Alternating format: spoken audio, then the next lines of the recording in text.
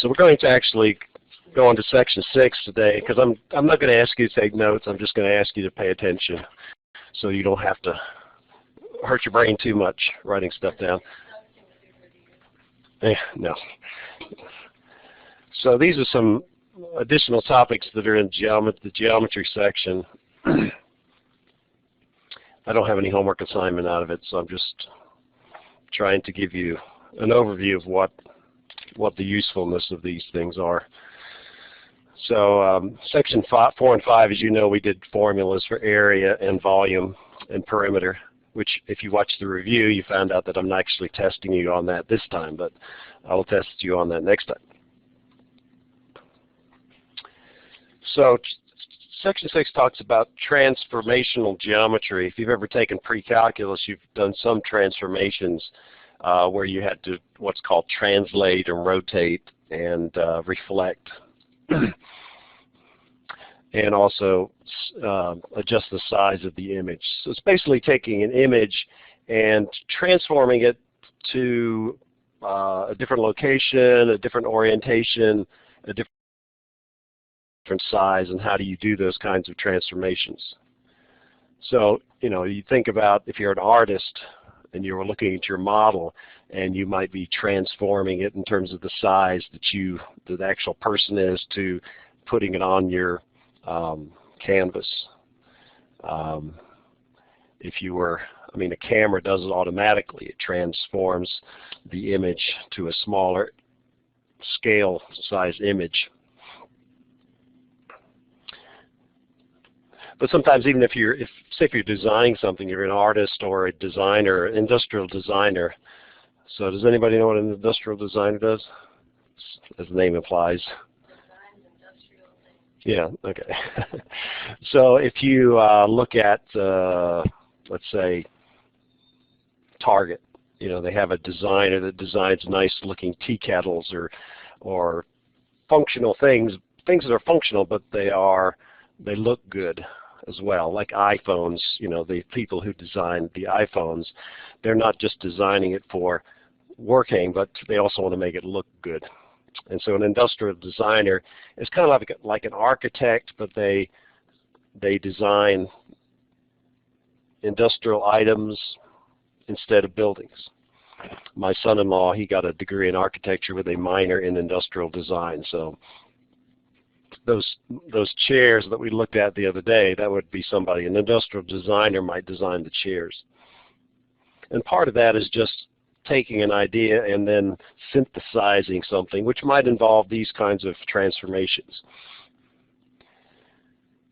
So one thing is reflecting an image across some line. So in the simplest case, what you have here is you have a line M, and you have an object, which is a triangle, and you want to reflect it across this line here. So everything is equally spaced across the line and also at right angles to the line.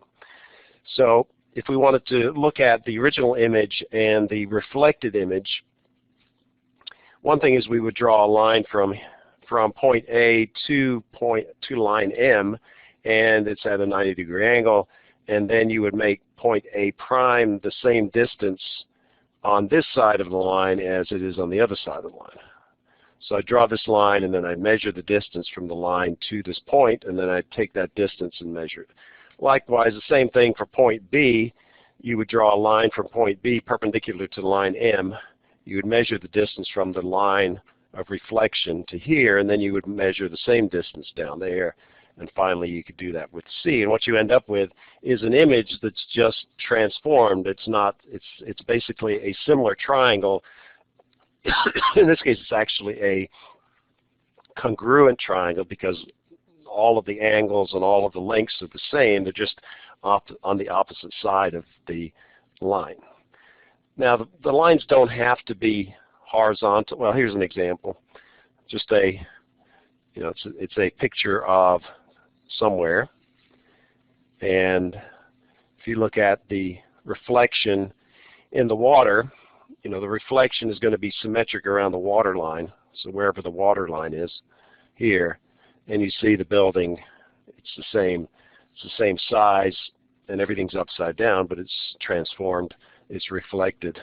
Anybody have any idea where this may be?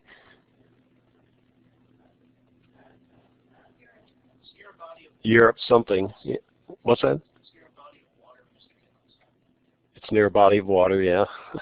So it's probably not Czechoslovakia or Czech Republic or Hungary. Yeah, it is in Europe. I'm not exact 100% sure. My guess is Norway.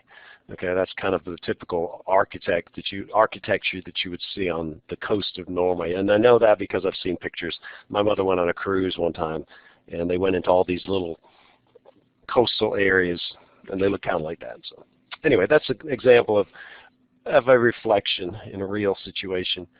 Now, you can also have a reflection across a line that's not just horizontal. So if you have this triangle and you want to find a reflection of this triangle relative to this line, again, you would draw lines from our points that are perpendicular to the line of reflection. You'd measure this distance, and then you'd use that distance to go the same value on the other side of the line. And as a consequence, you could find these 3 points that are associated with the reflection, and you could just draw lines.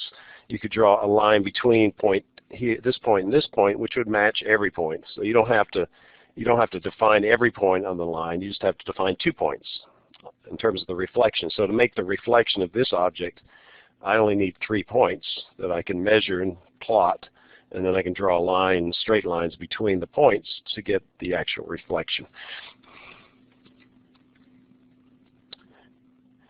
So there's an example of something that will probably require more points, but every point on this object has a corresponding point on this object that is the same distance from a line drawn perpendicular from the point on one object to the line of reflection. And there's another one. In this case, you've actually got a point that's in both. There's a special name for it, and I can't remember what it is.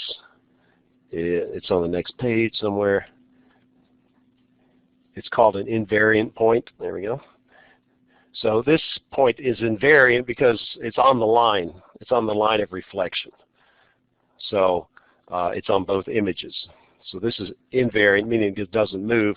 These are away from the line of reflection, and so they are not invariant because they change.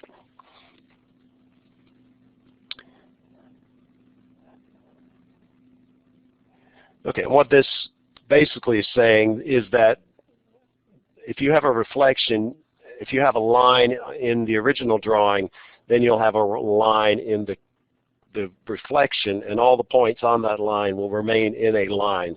So you only need the 2 points to draw accurately to draw the reflected image, because all the points between A and B are going to remain collinear, which means that they are going to be all in the same lines. So it just makes drawing reflections pretty easy once you define a few points. Okay, so that's one thing, reflection.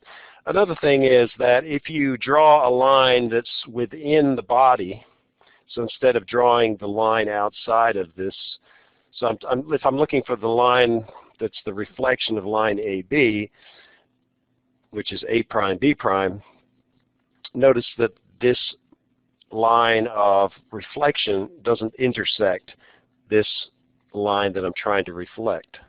Whereas if I take this triangle and I draw it appropriately, so one part of the line goes through the vertex and the other part of the line goes through the midpoint of the opposite side, what I have is a symmetrical situation, meaning that for this triangle, if I go equal distances away from the line of symmetry, I get a point. So if I start here, this is my line of symmetry, and I go this distance left, if I go the same distance right, I'll get the corresponding same, I'll be on the image.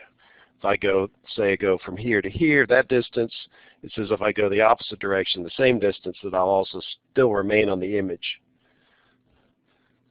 Now I could draw a line of symmetry between any of the vertices and the corresponding midpoint of the opposite side, then I could have a symmetry. So a triangle, in this case it's an equilateral triangle, it's going to be, have three lines of symmetry.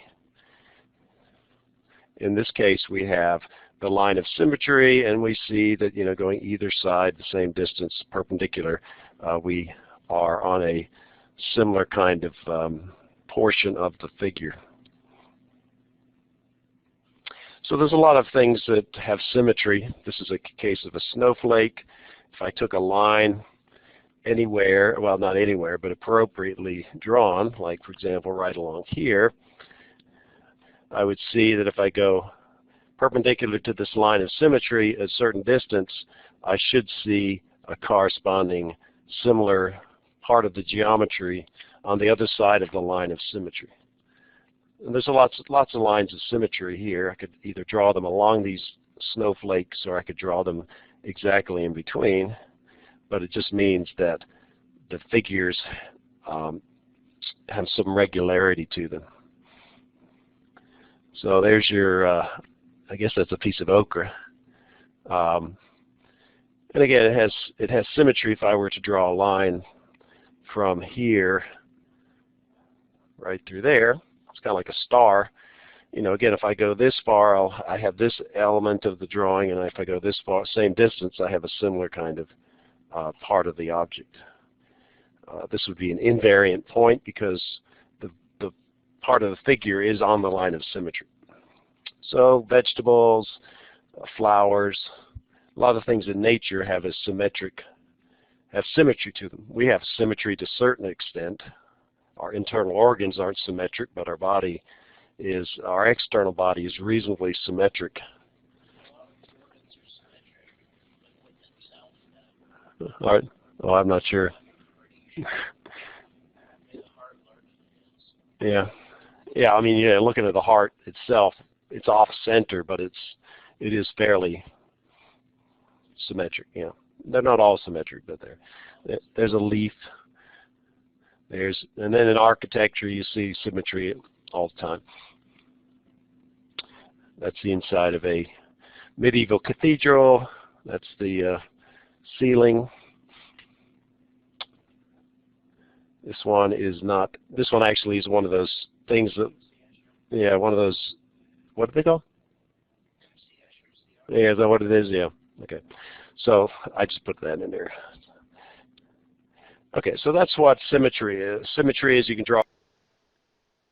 Okay, so your assignment for the discussion board is to look up this in Wikipedia. It's called Chartres Cathedral, and it is one of the most famous cathedrals in Europe. It's in France, south of Paris, and it was built in a very short time span. A lot of cathedrals are built over a larger length of time, and they get varying styles, but this one is not unique, but one of the few that was built in a short period of time, and little has changed. So it represents the architecture for a very specific time. So what I want you to add, the question is, between what years was this cathedral constructed?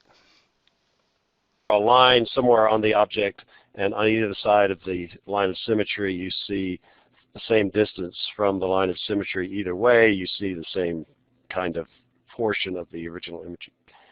Now translation, really it's just moving something but keeping its orientation the same. So notice I'm not rotating this thing. I'm keeping it pointing vertically. Or I can move it this way. That would be translation. This is translation. Even going diagonally would be translation, as long as I keep this dimension of the remote pointing upward. It turns out that you can think of translation as two reflections across two parallel lines. So let me try to demonstrate this. So here's one line of reflection. So what if I reflected it? What would happen is I'd put it equally on this side like that. Okay, so that's one. And then what I do is I have a second parallel line, and then I translate that. I mean, I rotate it, and really I should be rotating it this way. So if I think about rotating this thing around this line, I'm actually doing that, and then I do it again, and it comes back to the front, and to be more perfect. Because otherwise it didn't look, why did I have to do it again? But it's really, I'm reflecting that like that, and then I'm taking it like that, and it comes back to its original orientation. In 2 dimensions, what you do is you take the original object, you reflect it around this line M, so that these distances are equally far from the line of symmetry. But you can see that this point is now all the way over there, so that's why you have to reflect it again. If you reflect around this line, this point becomes that point, and that point becomes that point, and now you can see that they're in the same orientation, so that this one is pointing to the left. And that's why you have to reflect 2 times to get a translation. And again, you don't have to do it. The only thing is the 2 lines have to be parallel. So if I want to translate this object from here to here, again, I'm keeping the long side pointing upwards. When I reflect it across this line, which is now at a 45-degree angle, this line maps, this point maps to that point, this point maps to that point, this point maps to that point, and this point maps to that point. So then I have another parallel line, so M and N are parallel. So I reflect again across this line. So this line maps, this point maps to this point maps to that point, this point maps to that point, and this one goes there. And now you can see that they are in the same orientation as they were originally, but they have just been shifted. So in pre-calculus, when we talk about translation, we talk about shifting, shift left, shift right, shift up. So that's all translation is. And what they're doing is just defining it in terms of reflections instead of just move it to the left and move it to the right, or up or down. It's just a different way of talking about translating something. So that's translation. Must be getting close to 1 minute and 17 seconds. If you want to rotate something, so what we're talking about here is rotation. If I rotate it around this point, that's what it's going to look like. So this point remains fixed where my finger is. I'm just moving everything around that point. That's rotation, which you understand. Again, it's kind of interesting to think of it in terms of 2 reflections. And instead of reflecting across 2 parallel lines, you reflect across 2 non-parallel lines. And the angle that the 2 lines make with each other, this angle right here, is the angle that the object is rotated through. So there's no angle. So there is no angle that we rotated through. But what we do here is we take this point and reflect it across the m-axis to here. We take this point, reflect it across the m-axis to there, and we take this point and reflect it across the m-axis to there. So these are reflections of each other. Now we have the second axis, which is at an angle, and we reflect across this line. So this point goes to there, this point goes to there, this point goes to there, and you draw it, and it looks like the original figure, but it has been rotated around this point of the 2 lines where the 2 lines intersect. So this is our center of rotation, and it's just moved. All these points here are the same distance from the center of rotation. So the distance from here to here is the same as the distance to there to there. The distance from there to there is the same as the distance from there to there. So that's what rotation is. But again, I never, until I taught this class, I never thought of it as 2 reflections across non-parallel axes. So it was a new way of thinking about it. Okay, so we're getting ready. So let's everybody 2 people apart.